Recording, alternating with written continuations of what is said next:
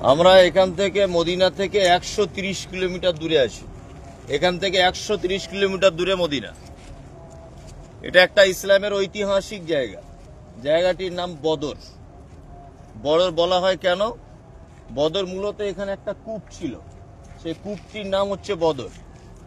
আমরা হয়তো জানি না, জেনে রাখলে ভালো হবে যে আরবি চন্দ্রকে অর্থাৎ চাঁদকে 3টে ভাগে বিভক্ত করা হয়েছে। এক হচ্ছে বদর, এক হচ্ছে হিলাল, এক হচ্ছে কামার। হিলাল বলা হয় প্রথম 10 দিনের চাঁদকে, বদর বলা হয় দ্বিতীয় 10 দিনের চাঁদকে, মানে 10 থেকে 20 তারিখ পর্যন্ত এটাকে বলা হয় বদর। বদর মানে একেবারে জ্যোৎস্না স্বচ্ছ জিনিসকে বোঝায়। মানে এই কূপের পানিটা এত বেশি পরিষ্কার ছিল যে চাঁদ টোটালটাই এই পানিতে দেখা যেত, এত পরিষ্কার পরিচ্ছন্ন ছিল। সেই হিসাবে এই জায়গাটার নাম হয়েছে বদর। আচ্ছা, আমরা সবাই জানি যে ইসলামের প্রথম একটি যুদ্ধ হয়েছিল, সেই যুদ্ধটির নাম বদর। যুদ্ধটি হয়েছিল কাদের সঙ্গে? মদিনার মোমেনদের সঙ্গে আর মক্কার কুরাইশ মুশরিকদের সাথে।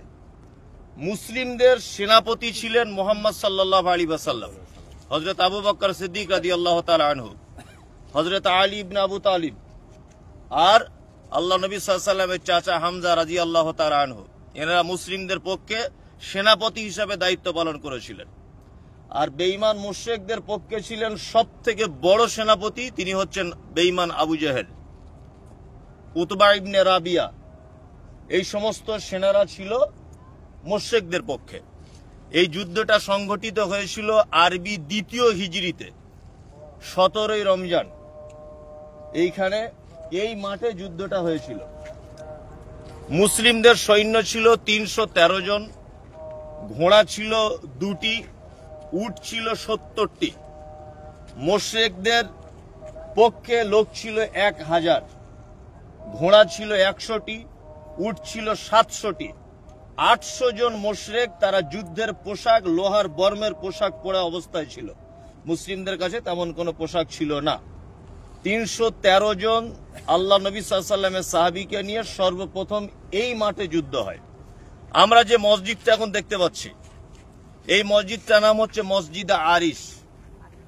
মসজিদে আরিশ মানে আমাদেরকে দেখতে হবে, একটা জিনিস বুঝে নিতে হবে যে আল্লাহ নবী সাল্লাল্লাহু আলাইহি ওয়াসাল্লাম যখন কোনো যুদ্ধে তাবু স্থাপন করতেন, অর্থাৎ তাবু টাঙাতেন, সবসময় সূর্যের বিপরীত দিকে তিনি তাবু নিতেন, যাতে সূর্যটা চোখে না লেগে শত্রুকে ঘায়েল করতে অসুবিধা না হয়। এই জন্য সূর্যের বিপরীত দিকে তিনি সবসময় তাবু নিতেন। আর এই যে জায়গাটা মসজিদ আগে ছিল না, আল্লাহ নবী সাল্লাল্লাহু আলাইহি ওয়াসাল্লাম যুদ্ধের এই জায়গাটায় তাবু টাঙিয়েছিলেন। এই জন্য এই জায়গাটায় পরবর্তীতে মসজিদটা তৈরি করা হয়েছে। আমরা জানি ইসলামের সব থেকে বড় শত্রু বাড়ি হচ্ছে তার মক্কায়। তার বাড়িতে এখন পায়খানা পেচ্ছাবখানা তৈরি দিয়েছে, আপনারা সবাই দেখে এসছেন। সেই বেঈমান আবু জেহেল এই জায়গাটায় তার কবর আছে আগে। আপনারা কেউ ইচ্ছা করলে নেমে দেখে আসতে পারেন, ওখানে একটা কূপ আছে, সেই কূপের ভিতরে আবু জেহেলের কবর আছে। আর একটা কথা বলে দিই, আবু জেহেলকে মেরেছে কে? এই যুদ্ধটা যখন চলে তখন 2টো বাচ্চা ছেলে, একজনের নাম মুআজ, একজনের নাম মুআব্বিজ। এই 2 জন বাচ্চা ছেলে, ঐতিহাসিক বিদগণের কাছে নাম, তার বাপের নামের ব্যাপারে মতভেদ আছে। কেউ বলছেন আফরাদ 2টি ছেলে, মুআজ আর মুআব্বিজ। তারা 2 জন বাড়ি থেকে নিয়তি করে এসেছে যে আল্লাহর নবীকে যে লোক মারে, যে লোক ইমানদারদের কষ্ট দেয়, তাকে না মারা পর্যন্ত আমরা বদর থেকে ফিরব না। তারা একদম ছোট্ট বাচ্চা ছেলে। তারা 2 জন বাচ্চা ছেলে বদরের এই মাঠেই কোন এক জায়গায় দাঁড়িয়ে আছে। বাচ্চা ছেলে দুটো দেখতে পাচ্ছে যে একজন সাহাবী দাঁড়িয়ে আছে কোন এক গাছের তলায়। সাহাবীটির নাম আব্দুর রহমান ইবনে আউফ। এই বাচ্চা ছেলে দুটো আব্দুর রহমান ইবনে আউফকে গিয়ে বলছেন যে চাচা, আবু জেহেলকে চেনো? তখন আব্দুর রহমান ইবনে আউফ বলছেন যে আবু জেহেল তো ভয়ঙ্কর লোক, ওকে নিয়ে তোমার কি দরকার তোমাদের? তখন ওর ভিতরে একজন বলছে আপনি শুধু দেখিয়ে দেন, আমরা এতটুকু জানি ও নাকি নবীকে গালাগালি করে, নবীকে কষ্ট দেয়, এই জন্য ওকে না মারা পর্যন্ত আমরা বাড়ি ফিরবো না। আব্দুর রহমান ইবনে আউফ আবু জেহেলকে দেখার পরে দেখিয়ে দিল যে ওই আবু জেহেল। আব্দুর রহমান ইবনে আউফ বলছেন হাদিসে যে বাচ্চা ছেলে দুটো এমন করে আবু জেহেলের দিকে তাকিয়ে আছে যেমন কোন শিকারী তার শিকারকে ধরার জন্য প্রস্তুত হয়। মুয়াজ, দুই ভাইয়ের ভিতরে মুয়াজ বলে ছেলেটা গিয়ে আবু জেহেলকে আঘাত করলো। কোথায় আঘাত করলো? বাচ্চা ছেলে হলো, বুদ্ধি এত বেশি। আবু জেহেল ঘোড়ার পিঠে, বাচ্চা ছেলে, ও যদি তলোয়ার চালায় তাহলে ওর গর্দানে লাগবে না। ওই জন্য বাচ্চা ছেলেটা প্রথম আবু জেহেলের হাঁটুতে গিয়ে তলোয়ার আঘাত করলো। হাদিসে আছে, খাজুর থেকে যেমন আঁটিটা ছাড়িয়ে দেওয়া হয়, আঁটিটা যেমন আলাদা করে দেওয়া হয়, ঠিক তার হাঁটু থেকে এই দিকের পাটা ওইরূপ আলাদা হয়ে যায়। আবু জেহেল ঘোড়া থেকে পড়ে গেল। পড়ে যাবার পর তার ভাই মুআব্বিস তাকে এত বেশি আঘাত করলো যে আবু জেহেল এই ময়দানেই মারা গেল। ইসলামের তখনকার দিনের সব থেকে বড় শত্রু আবু জেহেল, এইখানেই মারা গেছে সেই বেঈমান আবু জেহেল। আর তারপরে আবু জেহেলের বেটা, তার নাম ইকরিমা ইবনে আবু জেহেল, মানে আবু জেহেলের বেটা এসে দেখছে আমার আব্বা এই অবস্থা। আবু জেহেলের বেটা মুয়াজকে আঘাত করলো। মুয়াজকে আঘাত করার পরে একটা হাত কেটে গেল, চামড়াতে একটু লেগে আছে। মুয়াজ তখন সেই হাতের উপরে পা দিয়ে হাতটাকে ছিঁড়ে দিল যাতে আবু জেহেলকে মারতে অসুবিধা না হয়। এই হচ্ছে এই জায়গাটার সংক্ষিপ্ত ইতিহাস। ঠিক আছে, এই সেই বদর। ঠিক আছে, এখন নিচে যাওয়া এই মুহূর্তে বন্ধ। আগে আমরা এসছি, বারবার নিচে গেছি, এখন নিচে যাওয়া যাবে না। ওই দেখুন অটোমেটিক পুলিশ গাড়ি দাঁড়িয়ে আছে। ঠিক আছে, ওই জন্য এখানে এখন নামতে দিচ্ছে না।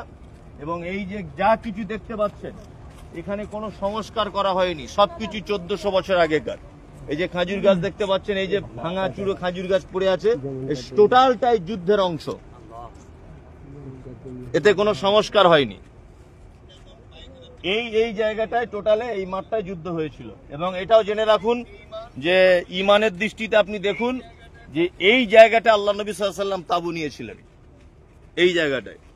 আর এটাও একটা কথা মিস হয়ে গেল বলতে, এই যুদ্ধতে মুসলিম শহীদ হয়েছিলেন ইমানদাররা 14 জন, আর মুশরিকেরা মানে মারা গিয়েছিল 70 জন, আর মুসলিমদের হাতে 70 জন মুশরিক বন্দী হয়েছিল।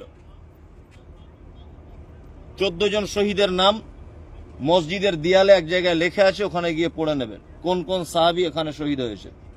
আর এটাও একটা কথা জেনে রাখুন যে এই যুদ্ধতে আল্লাহ সুবহানাহু ওয়া তাআলা আসমান থেকে ফেরেশতা পাঠিয়েছিলেন মুসলিমদের ইমানদারদের পক্ষে। যে পাহাড়ের উপরে ফেরেশতারা নেমেছিল সেই পাহাড়টা আমরা দেখাবো ইনশাআল্লাহ যাবার সময়তে। এই পাহাড়ে ফেরেশতারা নেমেছিল। আরো একটা কথা জেনে রাখলে ভালো হবে যে এই যুদ্ধতে যারা অংশগ্রহণ করেছিল, যারা অংশগ্রহণ করতে পারেনি, যারা শহীদ হয়েছে, যারা সহযোগিতা করেছে, আল্লাহ সুবহানাহু ওয়া তাআলা প্রত্যেককে ক্ষমা করে দিয়েছে এবং জান্নাতের সার্টিফিকেট দিয়ে দিয়েছে। প্রত্যেকেই বদরের প্রান্তরে যারা এসেছে সব জান্নাতি সাহাবী। ইসলামের সব থেকে খাতারনাক জিহাদ হচ্ছে বদর। বদরের যুদ্ধটা এমন হয়েছে, বাপ তলোয়ার ধরেছে, বেটাকে মেরেছে। আবার কখনো বেটা তলোয়ার ধরেছে, বাপকে মারতে হয়েছে, কারণ বাপ ঈমান আনেনি তাই। আর এই বদরের দিনটাকে হাদিস কোরআনের ভাষাতে বলা হয় ইয়াউমুল ফুরকান, অর্থাৎ পার্থক্যের দিন। বেঈমান মুশরিকদের সংখ্যা অনেক বেশি ছিল। খন্দকের যুদ্ধটা কেমন হয়েছিল? ওই ধরে নেন বহরমপুরে মুশরিকদের দল, ভালো করে বুঝুন, আর হোপারহাট গ্রামে মুসলিমদের দল। এরা আছে 1000, তো ওরা আছে 20,000। তা যুদ্ধতে কারা জিতবে? 20,000 লোক জিতবে। আল্লাহ নবীর মনটা খুব খারাপ, যে মনে হয় আমার নিরীহ সাহাবীগুলো সব মারা যাবে, তাই না? আল্লাহ নবী সাল্লাল্লাহু আলাইহি ওয়াসাল্লাম টেনশন করছেন। সালমান ফার্সি বলে একজন যুবক ছেলে, 13, 14, 15 বছর বয়স, আল্লাহ নবীকে এসে বলছেন, আল্লাহ নবী একটা কাজ করলে হয় না? তা বলছেন কি? বলছে বহরমপুর আর হোপারহাট এই জায়গাটার মাঝখানে একটা খাল কেটে দিলে হয় না আল্লাহ রাসূল? তা বলছে খাল কেটে দিলে কাজ কি? বলছে ওরা যখন আমাদেরকে মারতে আসবে খালে নেমে উঠে তবে তো আমাদেরকে মারবে। হ্যাঁ, ওরা যখনই খালে নামবে আমরা উপর থেকে ওদেরকে আঘাত করব। আল্লাহ রাসূল বলছেন ঠিক সালমান ফার্সি। কি বললাম বুঝলেন? বেটা হলে নাম রাখবেন সালমান ফার্সি, বিখ্যাত সাহাবীর নাম। ওই ফটিক ফিটু এইসব না রেখে মনে রাখুন এটা সালমান ফার্সি, বিখ্যাত নাম। যুদ্ধের জন্য আল্লাহ নবী সাল্লাল্লাহু আলাইহি ওয়াসাল্লাম পরিখা খনন করছেন, পরিখা খাল কাটছেন। পাথরিয়া জমিন, গাঁইতি বুঝেন গাঁইতি, ওই গাঁইতি দিয়ে এরকম ভাবে সাহাবীরা চালাচ্ছেন। আল্লাহ নবী সাল্লাল্লাহু আলাইহি ওয়াসাল্লাম রিক্রট করলেন, সাহাবীরা শোনো, যতদিন না পর্যন্ত খন্দকের এই খাল কাটা শেষ না হবে ততদিন পর্যন্ত কোন সাহাবী বাড়ি যেতে পাবে না। দুই নম্বর, বাড়ি যেতে পাবে ওই সাহাবীরা যারা নতুন বিয়ে শাদী করেছে। মাথায় রাখবেন ভালো করে কথা, সাহাবীরা মন দিয়ে খাল খুঁড়ছেন, সঙ্গে আল্লাহর নবীও রয়েছেন। একটা এত বড় পাথর মাটির তলাতে পাওয়া গেল যে সাহাবীরা গাঁইতি মেরে মেরে ভাঙতে পারছে না। একজন এসে মারল, ভাঙে না, আর একজন এসে মারল, ভাঙতে পারে না। তখন সাহাবীরা এক জায়গায় হয়ে বলছে, আমরা যদি না পারি, আমাদের দলে রয়েছেন বিশ্ব নবী জনাবে রাসূলুল্লাহ সাল্লাল্লাহু আলাইহি ওয়াসাল্লাম, চলো একবার সবাই মিলে আমরা নবীর কাছে যাই। বিশ্ব নবীর কাছে যাওয়া হলো। আল্লাহর নবী গো, বিশাল একটা বড় পাথর আমাদের গাঁইতির তলাতে পড়েছে, ভাঙতে পারছি না। বিশ্ব নবী বলছেন চলো আমি যাই। আল্লাহ নবী এলেন, বিসমিল্লাহ বলে গাঁইতিটা চালালেন খুব জোরে। এত জোরে গাঁইতিটা চালালেন, 100-200 সাহাবী যেটা ভাঙতে পারছিলেন না, আল্লাহ নবী মেরেছেন তো ধুলোর মতো উড়ে চলে গেল পাথরটা। আল্লাহু আকবার। হযরতে জাবের বলছেন, এবারই মজার ঘটনা। হযরতে জাবের বলছেন, কি বলছেন, যে আল্লাহর নবী যখন গাঁইতিটা এইভাবে তুলেছেন, আমি দেখলাম যে আল্লাহ রাসূলের পেটে পাথর রাখা আছে। আল্লাহু আকবার। হযরতে জাবের বলছেন, আল্লাহর নবী আপনার পেটে পাথর কেন? বিশ্ব নবী বলছেন, জাবের আমি তো কাউকে বলতে পারি না, এত খিদা লেগেছে জাবের, আর থাকতে পারছি না, ওই জন্য পেটে পাথর রেখে দিয়েছি, পেটটা একটু ভারী ভারী মনে হচ্ছে, ওই জন্য কাজ করতে সুবিধা হচ্ছে। হযরতে জাবের নবী প্রেমিক সাহাবী। হযরতে জাবের একেবারে মনটা খারাপ করে আল্লাহ নবীকে গিয়ে বলছেন, আল্লাহ নবী আপনি একটু আমাকে ছুটি দেন, আমি বাড়িতে যাব, ছুটি দেবেন একটু আপনি আমাকে? আল্লাহ নবী সাল্লাল্লাহু আলাইহি ওয়াসাল্লাম বলছেন, হ্যাঁ ছুটি দেবো। হযরতে জাবের বাড়ি এলেন, স্ত্রীকে এসে বলছেন, আশ্চর্য ঘটনা, যে দৃশ্য দেখে এলাম এই দৃশ্য আমার জীবনে কোনোদিন দেখিনি। বিশ্ব নবী ক্ষুধার্ত অবস্থায় পেটে পাথর রেখে দিয়েছে। আল্লাহু আকবার। জাবের স্ত্রী বলছেন, তাহলে কি করা যাবে? বাড়িতে তো তেমন কোনো খাবার নেই, 2-3টি বাচ্চা ছেলের মতো জবের আটা আর একটা বকরির বাচ্চা আছে বাড়িতে। হযরতে জাবের বলছেন, তাহলে আমি বকরির বাচ্চাটা জবাই করে দিই, তুমি রুটি বানাতে থাকো। জাবের স্ত্রী বলছেন, আপনি আল্লাহ নবীকে গিয়ে দাওয়াত করুন, আর পাশে আসে 2-1 সাহাবীকে গিয়ে দাওয়াত করে আসুন। হযরতে জাবের গেলেন, বিশ্ব নবীকে বললেন, আল্লাহর নবী আমার স্ত্রী আমার বাড়িতে আপনাকে দাওয়াত দিয়েছে, আর পাশে আসে 2-1 সাহাবীকে নিয়ে আপনি আমার বাড়িতে দয়া করে আসুন। এই কথাটা যখন বলেছেন, আল্লাহ নবী তখন একদম হাত উঁচু করে খন্দকের সমস্ত সাহাবীদের দিকে লক্ষ্য করে বললেন, এ সাহাবীরা, খন্দকবাসী, জাবের তার বাড়িতে দাওয়াত দিয়েছে, সবাই চলো। এই কথা যখন বলেছেন, জাবের তো ভয়ে থরথর করে কাঁপছে। কি ঘটনা হলো? একটা বকরির বাচ্চা জবাই করে এসেছি বাড়িতে, ক কেজি গোশ হতে পারে? 3-4 কেজি হবে বকরির বাচ্চা। আর 250, 300, 400 গ্রাম জবের আটা কটা রুটি হতে পারে? আশ্চর্য ব্যাপার। হযরতে জাবেরের মনটা খুব খারাপ, যে এ যা খাদ্য যা তাতে করে 4-5 জন খাবে লোক। তা আল্লাহর নবী দাওয়াত দিয়েছেন সব সাহাবীকে। সাহাবী কত ছিল? 1000। কত? 1000। এটা সহি হাদিসের ঘটনা বলছি, বানোয়াটি কথা নয়। 1000 সাহাবী। হযরতে জাবের বাড়ি আসছেন, আল্লাহর নবী জাবেরকে ডেকে বলছেন, জাবের শোনো, বুঝতে পারছি তোমার মন খারাপ, তবে একটা কাজ করবে, তোমার স্ত্রী যে হাঁড়িতে বকরির গোশত রান্না করছে, হাঁড়িটা উনুন থেকে নামাতে মানা করবে। 2, যে তাওয়াতে রুটি পাকানো হচ্ছে, তোমার বিবি পাকাচ্ছে, তাওয়াটা চুলা থেকে নামাতে মানা করবে, আমি গিয়ে চুলা থেকে নামাবো। 2টো কথা বললেন। হযরতে জাবের বাড়ি এলেন, ঘটনাটা শুনুন কত চমৎকার। হযরতে জাবের বাড়ি এলেন, বাড়ি আসার পর বিবিকে ডেকে বলছেন, সর্বনাশ হয়ে গেল। তা বলছে, কেন? সর্বনাশ কিসের? বলছে সর্বনাশ হলো এই কারণে, আল্লাহর নবীকে আমি দাওয়াত দিলাম আর দুই একজন সাহাবীকে, আর আর নবী আবার 1000 সাহাবীকে দাওয়াত দিয়ে দিয়েছে। কি করে মান সম্মান আর টিকবে? ওই জন্য আপনাকে বলেছি বারবার, সোশ্যাল মিডিয়াতে আবার বলছি, বিয়ে করতে গেলে বুদ্ধিমতী মেয়েদেরকে বিয়ে করতে হয়। ওই হেদি পেদি চেদি এদেরকে দেখে বিয়ে করতে যাবেন না। কি বললাম বুঝলেন? চামড়া পরিষ্কার, দেখতে শুনতে খুব ভালো, একে বিয়ে শাদী করার ব্যাপারে একদম যাবেন না। কারণ কাজী নজরুল বলেছেন, দেখিতে পলাশ ফুল অতি মনোহর, গন্ধ বিনে সবে তারে করে বানা দর। যে ফুলের সৌরভ নেই, কিসের সে ফুল, কদাচ তাহার মনে মজে না বুলবুল। পলাশ ফুল বুঝেন মাঠে হয়, বাজারে বিক্রি হয়? হয় না, কেউ কেনে না, কারণ ও সেন্ট নাই, এই কারণে। আর গোলাপ ফুল, এই 14ই ফেব্রুয়ারি চলে গেল ভ্যালেন্টাইন্স ডে, শুধু একটা গোলাপ নিয়ে একবার আই লাভ ইউ বলবে 500 টাকা খরচ, তাই না? জি, 500 টাকা খরচ, 500 টাকা খরচ একবার। গোলাপের এত চাহিদা কেন? গোলাপের চাহিদা এই কারণে, দেখতেও যত সুন্দর, সেন্ট কি তত বেশি। আর আমরা বিয়ে করার সময় কি করি? চামড়াটা পরিষ্কার কিনা এটা দেখ, তাই না? চামড়া পরিষ্কার মানে তার দাম বেশি। এই চামড়া পরিষ্কার মানে দাম বেশি। চামড়া সাদা হলে যদি দাম বেশি হবে, তাহলে আপেলের থেকে মূলোর দাম বেশি হওয়া দরকার। মূলো কত কেজি? 5 টাকা, কেউ খায় না, দেখতে খুব সাদা। আর আপেল 200 টাকা কেজি। হ্যাঁ, কালো আঙ্গুর 300 টাকা কেজি, তাই না? তার মানে বোঝা যায় সাদা হলেই দাম বেশি তা নয়। দই, সিলভার কাপ মাছ বুঝেন তো? সিলভার মাছ 120 টাকা কেজি, আর দেশি মাগুর 1000 টাকা কেজি। দেশি মাগুর কালো না সাদা? কালো, দাম বেশি। তার মানে কালো হলেই যে দাম কম তা নয়, গুণ যার বেশি দাম তার বেশি।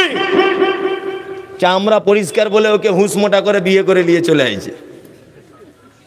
বুঝছি চামড়াটা পরিষ্কার, দেখতে ভালো, চেহারা স্বাস্থ্য ভালো, বউ হিসাবে খুব ভালো, তোমাকে আন্ডার প্যান্ট পরে ঘুরিয়ে দিবে। তুমি ওকে চিনো? ওর পাল্লায় যে পড়েছে তার 12:30 বেজে গেছে। ওই জন্য বারবার বলি, গুণবতী নারীকে বিয়ে করবেন। কি বললাম বুঝলেন? গুণবতী নারীকে বিয়ে করবেন। মুহাম্মদ সাল্লাল্লাহু আলাইহি ওয়াসাল্লাম বিয়ে করতে বলেছেন 4টে গুণ দেখে। কটা? 4টা। 1, তুনকাহুল মারআতু লিআরবাঈন, 4টে গুণ দেখে বিবাহ করো। 1, সুন্দরী কিনা দেখো। 2, অর্থ আছে কিনা দেখো। 3, বংশ ভালো কিনা দেখো। 4, দিনদারিতা আছে কিনা দেখো। তোর যদি টাকা না থাকে, তার যদি রূপ না থাকে, তার বংশ যদি খারাপ হয় তবু অসুবিধা নাই, তবে যদি দিনদারিতা থাকে তাহলে স্ত্রী হিসাবে তাকে আগে প্রাধান্য দাও। বললাম বুঝলেন? বেটার বহু দেখতে গেছে, মেয়েটাকে জিজ্ঞাসা করছে, মা তোমার নাম কি? বলছে শেফালি খাতুন। শেফালি? মানে বাবার জন্মে শুনিনি শেফালি। তো বলছে তোমার আব্বা কি করে? বলছে আমার আব্বার 4টে লরি আছে। তোমার ভাই বোন কটা? বলছে আমি বাপের একটাই বেটি। এই বুড়োর তখন মাথায় কাজ করছে না যে একটাই বেটি আর 4টে লরি, তার মানে ওর বাপ মরে গেলে আমার বেটার হয়ে যাবে, ওইটা ভাবছে। আর বলছে আর কি আছে তোমার বাপের? বলছে রাস্তার ধারে 3 বিঘে জমি আছে, বিশাল বড় বিল্ডার্সের ব্যবসা, হার্ডওয়ার্সের ব্যবসা। তখন ভাবছে তাহলে ওর বাপ মরে গেলেই সব মাল আমার বেটার হবে, ও ভাবছে আর কি। তা ভাবতে ভাবতে বলছে মা কতটা লেখাপড়া করেছো? তা বলছে বিএ পাস করে বাড়িতে বসে আছি। বলছে কেন এমএ টেমেগুলো করলে না? বলছে আব্বার ব্যবসার হিসেবপত্র করতে হয়, ওই জন্য টাইম পাইনি। বলছে এখন বাড়িতে বসে বসে কি করো? বলছে কিছু করি না তেমন, ওই ছাদের উপরে টিকটকে ভিডিও টিডিও করি। বুড়ো তখন বলছে টিকটক মানে বুঝলাম না। বলছে ড্যান্স করে টিকটক। বলছি তাই? তার মানে ও ভেবেছে নায়িকাও বটে। বাড়ি এসে বলছে ও ফারজানার মা শোনো। তা বলছে কি হলো? বলছে সাংঘাতিক মেয়ে দেখেছি, হ্যাঁ এলাকার 1 নম্বর, সাগরদিঘি থানায় ওরকম মেয়ে নাই।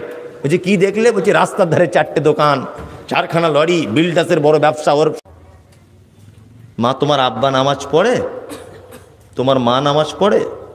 আমি মমতাজুল ইসলাম একটা কথা বলে দিচ্ছি, এ কথা কারুর সঙ্গে মিল নাও খেতে পারে। বিয়ে করার সময় যদি আপনি দেখেন এই মেয়েটা মাদ্রাসায় পড়ে মানে ও যে ভালো মেয়ে, এটা গ্যারান্টি নেই। আপনি বিয়ে করার আগে দেখলেন খুব টেনশন হচ্ছে কি করো, এটা হাদিস গল্প নয়। আপনি কেন টেনশন করছেন? তো বলছে কেন? একটা বকরির বাচ্চার 1000 সাহাবীকে নিয়ে আল্লাহ নবী আসছেন, মান সম্মান থাকবে? জাবেরের স্ত্রী তখন বলছেন, শুনে নাও, তুমি দাওয়াত করেছো কাকে?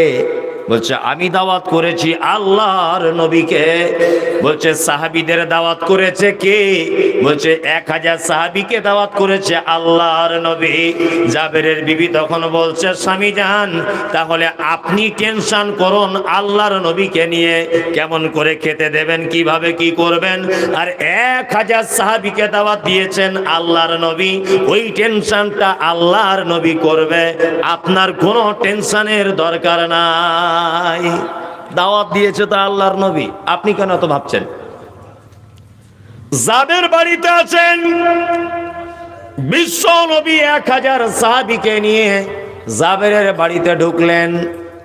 আর ঘরের মধ্যে যাবার পরে জাবেরকে ডেকে বলছে, জাবের 10 জন করে সাহাবী ভিতরে ঢোকাও। হযরতে জাবের বলছেন 10 জন সাহাবী ঢুকালাম, তারা খেয়ে বার হয়ে এলো। আবার 10 জনকে ঢোকালাম, তারা খেয়ে বার হয়ে গেল।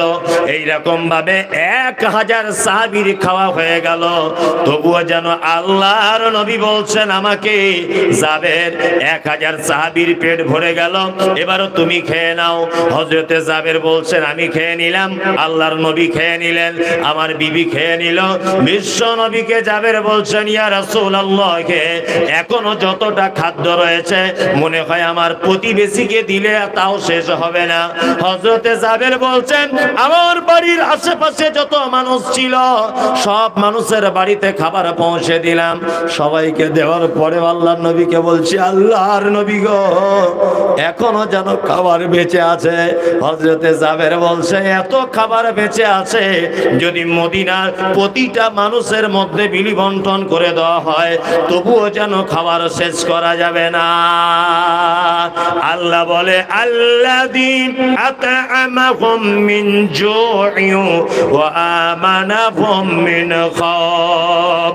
তোমরা যারা ঈমান নিয়ে এসেছো শুধুমাত্র আমার উপরে ভরসা করবে, রুজি রুটি যাবতীয় ব্যাপারে আমার উপরে ছেড়ে দিবে, আমি আল্লাহ তোমাদের রুজির ব্যবস্থা করে দিব।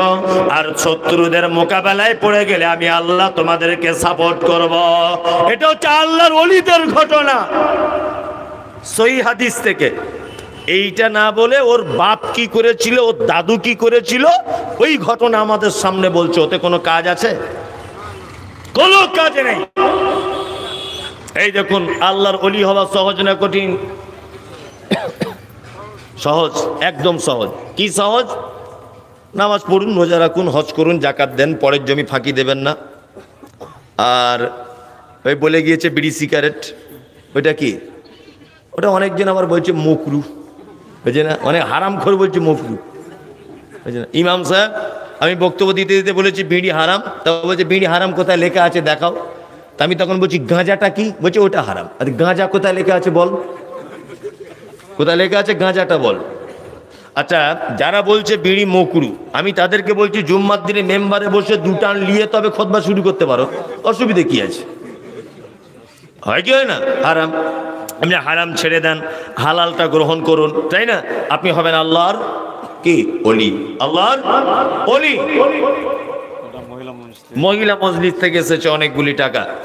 আমি চাইছিলাম আর কটা হাদিস বলবো, তা বারবার আদায়ের কথা বলছে। হাদিস, একটা হাদিস বলবো আল্লাহর ওলি হবার ভালো কাজের একটা চমৎকার হাদিস বলে দিই। আজকে থেকে আমল করবেন কারা কারা, হাত তুলুন ইনশাআল্লাহ। দেখুন, না বুঝে হাত তুলে দিয়েন না, ফালতু উল্টোপাল্টা করে। চলুন, আল্লাহর ওলি, আল্লাহর বন্ধু হতে গেলে কি করা লাগবে? নবীজির আদেশ মানতে হবে। কুল ইন কুনতুম তুহিব্বুনাল্লাহ ফাত্তাবিউনি। কেউ যদি আল্লাহর ভালোবাসায় যদি থাকতে চায় তাহলে ফাত্তাবিউনি, সে যেন আমার নবীর আনুগত্য করে চলে। আল্লাহ নবীর পক্ষ থেকে একটা বার্তা আপনাদেরকে দিয়ে আমি চলে যাব। এক, বিশ্ব নবী বলেছেন, হাক্কুল মুসলিম আলাল মুসলিমি খামসিন রাদ্দুস সালাম। এক মুসলমান আর এক মুসলমানের উপরে 5টা হক, আর একটা হাদিস আছে 6টা। এক, সালাম দেব সবাইকে দেখলে, ইনশাআল্লাহ ইনশাআল্লাহ ইনশাআল্লাহ। সবাইকে সালাম দেওয়া যাবে তো? শুধু বউকে দেওয়া যাবে না। বউকে দেওয়া যাবে? মনে যে লজ্জা লাগে, এক বালিশে মাথা দিয়ে শুতে লজ্জা লাগে না? এক কম্বলে থাকতে লজ্জা লাগে না? হ্যাঁ, একসঙ্গে গোসল করতে লজ্জা লাগে না? তোমার সালাম দিতে লজ্জা লাগে? হ্যাঁ, বলছি মৌলী সাহেব কি করে বলি বলেন তো দেখি আসসালামু আলাইকুম। আর যদি আজকে রাতে শিখে গিয়ে বলে তো ওর বউ আবার এটা বলবে, ঢং করো না, 30 বছর হয়ে গেছে, বুড়ো বয়সে ঢং করছে। বলবে এটা, বলবে না? বলবে। এই অশান্তি হবে না কিন্তু। আমি মৌলী সাহেব বক্তা বলে লাট সাহেব নয়। আজ কি হয়ে গেছে গাড়িতে আস্তে আস্তে। তা দুজনাই দুজনার যদি শান্তি কামনা করেন তাহলে আর ঝগড়া থাকবে? ঝগড়া থাকবে না তো। দুজনাই যদি দুজনের জন্য শান্তি কামনা করেন, একটু আপনি পণ প্রথা দুজনাই দুজনের, হ্যাঁ জি, আপনি দুজনের জন্য যদি সালাম টালাম দেন তাহলে আর অশান্তি থাকবে? থাকবে না? আসসালামু আলাইকুম বলবেন। দুই, আল্লাহ বলছেন ইয়া আইয়ুহাল্লাযীনা আমানু লা তাদখুলুল বুয়ুতা গায়রা বুয়ুতিকুম, তোমরা যারা ঈমান এনেছো বুয়ুতা গায়রা বুয়ুতিকুম, তোমরা যারা ঈমান এনেছো এক অপরের এবং নিজের বাড়িতে ঢোকার সময়তেও আসসালামু আলাইকুম, এবং নিজের বাড়িতে ঢোকার সময়তেও আসসালামু আলাইকুম এইটা বলে তুমি তোমার বাড়িতে প্রবেশ করবে। কারণ অনেক কারণ আছে, এসব কথা বললে টাইম বেশি লাগবে। একটা কারণ, আপনার বাড়িতে মেয়ে আছে 16 বছরের, আপনি বাড়িতে ছিলেন না, শীতের দিনে গোসল করে তার মা বেটি দুজনা হাঁটু টাটু বার হয়ে আছে, একটু তেল টেল মাখছে, মা বেটি, কেউ পুরুষ মানুষ নাই, গায়ে ওড়না টোড়না নাই, মাথাটা খোলা। আপনি যদি হঠাৎ করে, আপনি বাপ হন তারপরে যদি হঠাৎ করে দরজা খুলে যদি বাড়িতে ঢুকে যান, আচ্ছা বলুন তো আপনার ওই মেয়েটা লজ্জা পাবে কি পাবে না? পাবে। ওই জন্য দরজায় দাঁড়িয়ে বলবেন আসসালামু আলাইকুম, কারিমা দরজাটা খোলো মা একবার। তাহলে আপনার মেয়ে দৌড়িয়ে গিয়ে ওড়নাটা ঢেকে নিয়ে আব্বু এসেছো, দরজা খুলে দিবে। নাম্বার 2, দুইটা টাইমে আপনার বাড়িতে আপনি নিজে ঢুকতে পাবেন না আপনার ঘরে। এক, আপনার আব্বা মা যে ঘরে থাকে জোহরের নামাজের পর সেই ঘরে ঢোকা যাবে না, এটা হাদিসে মানা। ঢোকা যাবে, পারমিশন নিতে হবে। মা আসবো, যদি বলছেন আব্বা মায়ের ঘরে ঢুকতে গেলে পারমিশন, ইয়াস আপনার আব্বা মা, কিন্তু ওরা তো দুজন স্বামী স্ত্রী, তাই না? ওরা দুজন স্বামী স্ত্রী। দরজায় নক করবেন, মা ঢুকবো? আপনার মা আব্বা কি অবস্থাতে আছে কে জানে, পারমিশন নেবেন। 2, এশার নামাজের পরে আপনার বৌমা, আপনার বেটি যে ঘরে শুয়ে থাকে ওই ঘরে ঢোকার সময় সাবিনা মা দেখো তো আমার জামার পকেটে মোবাইলটা ফেলে দিয়েছি, জানলা দিয়ে একটু দিয়ে দাও। হঠাৎ করে ঢুকতে যাবেন, এটা হাদিসে মানা করা আছে। কারণ আপনার কুমারী মেয়ে ও কি অবস্থায় শুয়ে আছে না আছে তো কেউ, ও তো নিজেই জানে। আপনি হঠাৎ করে যদি ঢুকে যান আপনার বোনের ঘরে, তা ভাইকে দেখে বোন লজ্জা পাবে না? পাবে। এক অপরকে দেখে সালাম দেব ইনশাআল্লাহ। 2, ওয়াইয়াদাতুল মারিজ, অসুস্থ হলে দেখতে যাব কাউকে। হ্যাঁ, পাড়ায় যদি কোনো লোক অসুখ হয়ে যায় কি করব? দেখতে যাব। 3, ইজাবাতুদ দাওয়াতে, কেউ দাওয়াত দিলে গ্রহণ করব, দাওয়াত দিলে গ্রহণ করব ইনশাআল্লাহ। এই সব দাওয়াত বাড়িতে নয়, এটা বুঝে শুনে ইনশাআল্লাহ বলুন। সব দাওয়াত বাড়িতে নয়। ওই যে আমি বলে দিয়েছি, এই যে কি চামড়া কাটে, কি নাম ওর, মুসলমানি না কি বলছে, মুসলমানি, ওইটা কোনো সমস্যা। যদি আপনার ক্ষমতা যদি থাকে যে আমার ব্যাটার, আমি ব্যাপারটা জানি, চাকু দিয়ে কেটে দেবো, স্বামী স্ত্রী দুজনে ধরে কেটে দিবেন, সমস্যা নেই। ওটা কাটতে হবে, এটাই ইসলামের বিধান। শনিবারে কাটতে হবে, শুক্রবারে, সোমবারে, এরকম কোনো বিধান নেই। 4 জন ঠ্যাং ধরে বসে থাকবে আর একজনা কাটবে। ওর মা পুকুরে পানিতে দাঁড়িয়ে থাকবে, হাগো খালা পুকুরে পানিতে কেন? বলছে আমার ছেলের নুনু কাটছে, জ্বালা কম করবে। আমাদের ওদিকে করে, এটা অরিজিনাল বলছি, মুসলমানি হয়। আর ওর মা দেখছি পুকুরে গিয়ে দাঁড়িয়ে আছে। মানে প্রত্যেক, মানে গ্রামে একটা নিয়ম, যেদিন হয় তো সবারই হয়, তাই না? সব মেয়ে ছেলে দেখছি পুকুরে গলা ডুবিয়ে বসে আছে। আরে খালার অবস্থা কি? বলছে জ্বালা কম করবে। আর যে চামড়াটা কেটে ফেলে দেয় আমাদের ওখানে করে মেয়েরা, ওটা লাল সুতোতে জড়িয়ে ওই চালের মাথা না কি বলে, চাল টাল, টিনের চাল টাল ওই মাথায় রেখে দেয়। আরে এটা রেখে দিলে কেন? এটা কি বরকতের জিনিস নাকি? বলছি এটা রেখে দিলে যত তাড়াতাড়ি শুকিয়ে যাবে আমার ব্যাটারও তত তাড়াতাড়ি শুকিয়ে যাবে। সব গাঁজাখড়ি অনুষ্ঠান করা এটা হারাম, মাথায় থাকবে। চলুন, একটা কথা বললেন যে বিবাহতে পণ প্রথা, আপনাদের এখানে তো চলে না? চলে? এত বড় বড় দাড়ি টাটকা হাজি সাহেব 2023 সালে হজ করে এসেছে, ব্যাটার বহু দেখতে গেছে, মেয়ে দেখে পছন্দ, তো বেটির বাপ বলছে ভাই কিছু চাওয়া পাওয়া আছে? বলছে আস্তাগফিরুল্লাহ, আপনি কি কথা বলছেন, আমি টাটকা হজ করে এসেছি। যা জানে আমার বড় জামাই জানে, বলছে পাক্কা হারামখোর, ওর পাছার চামড়া তুলে দিতে হবে। ওর জামাই তখন গিয়ে বলছে ছোট শালাটার বিয়ে দিলাম, একটা 8 গাড়ি দিয়েছে, আর রাস্তার ধারে দুটো দোকান ছিল দিয়ে দিয়েছে আমার শালাকে, কাঠ দিয়েছে, আলমারি দিয়েছে, ড্রেসিং টেবিল দিয়েছে, করছে না? হ্যাঁ, ছেলে জন্ম দিয়েছে হাজি সাহেব, আর দেনা পাওনা পণ ফিট করছে তার দুলা ভাই, করছে না? করছে। আল্লাহু আকবার। যারা পণ প্রথা নিয়েছেন আপনারা ফেরত দিয়ে দেন, তাছাড়া আপনার নামাজ রোজা হজ জাকাত সব ক্যান্সেল হয়ে যাবে। যদি বলছেন কেন পণ তো হারাম, ইসলামে বলা নেই, ইসলামে পণ হারাম ডাইরেক্ট বলা নেই, তবে আল্লাহ নবী সাল্লাল্লাহু আলাইহি ওয়াসাল্লাম বলেছেন ইয়া মাশারাশ শাবাব মান ইসতাতা মিনকুমুল বাব ফালিয়াতাজাওয়াজ, যুবক তুমি বিবাহ করো, ক্ষমতা থাকলে বিবাহ করো। ইমাম নববী ক্ষমতা বলতে গিয়ে 4টে জিনিসের কথা বলেছেন। 1, যৌবন থাকতে হবে। 2, তোমার ইনকামের রাস্তা ভালো থাকতে হবে। 3, বাড়ি ঘরদর থাকতে হবে। 4, তোমার ক্ষমতা অনুযায়ী তোমার বউকে শাসন করে চালাতে হবে। এই 4টে ক্ষমতা থাকলে তুমি বিবাহ করতে পাবে, তাছাড়া বিবাহ করতে পাবে না। তার মানে পুরুষ মানুষের টাকা যার নেই তার বিয়ে করার দরকার নেই, সে রোজা রাখুক একদিন ছাড়া একদিন করে, তার যৌবনকে দমিয়ে দিক। পকেটে পয়সা নেই, বিড়ি খাবার, আর পরের মেয়ে দেখছে আর ছুটছে পিছন পিছন, বিড়ি খাবার পয়সা, এই তো অবস্থা। আর এখনকার মেয়েরাও অবুঝ, ওইসব ফচকে ছেলেদের পাল্লায় পড়ে যাচ্ছে, জীবনটা নষ্ট, বাপ মায়ের মুখে চুনকালি হচ্ছে কি হচ্ছে না? হচ্ছে। অথচ মুহাম্মদ সাল্লাল্লাহু আলাইহি ওয়াসাল্লাম বলছেন টাকা পুরুষ মানুষের লাগবে তবে বিবাহ করতে পারবে। ঘুরে এখন উল্টে হয়ে গেছে, বেটির বাপের টাকা। আল্লাহু আকবার। এখানে নিয়েছেন কেউ? সবাই আলহামদুলিল্লাহ এখানে বসে আছেন সব ফেরেশতাদের দলের লোক। কারা কারা নেয়নি হাত তুলুন তো, যে আমি একটা করে লিখি মনি সাহেব, তাহলে ধরা পড়বে। ইমানদারের সঙ্গে হাতটা তুলুন। মানে অনেকজনাই নিয়েছে আর কি, ফেরত দিতে হবে। যদি বলছেন তাহলে কি করে ফেরত দিব, ওই জমি জায়গা বিক্রি করে ফেরত দিয়ে দেন। আর যদি ফেরত না দেন তাহলে সব থেকে আমার একটা ব্যাপার খুব খারাপ লাগে, কি জানেন? এই গল্প করছো কেন? একটা জায়গায় খারাপ, সেটা হচ্ছে ওর দুতলা বাড়ি, দুতলা বাড়িতে ওর বোন থাকতে পায়, ওর 3 ভাই থাকতে পায়, ওর বাপ থাকতে পায়, ওর মা থাকতে পায়, আর পরের বেটিকে বউ করে নিয়ে স্যার বলছে খাট নেই, তার শুবে কিসে? মানে ওদের বাড়ি সবাই শুতে পায় আর ও বাপের বাড়ি খাট ছাড়া শুতে পাবে না। আল্লাহু আকবার।